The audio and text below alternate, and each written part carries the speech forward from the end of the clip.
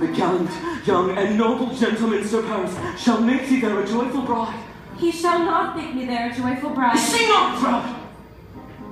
Doth she not count how blessed, unworthy as she is, that we have wrought so worthy a gentleman to be her bride? Not proud that you have, but thankful that you have. Proud can I never be of what I hate! I tell you what, get thee two children first, never thereafter look me in the face. Oh, sweet my father, cast me not away. Delay this marriage a month, a week. Or if you do not, make the bridal bed in that dim monument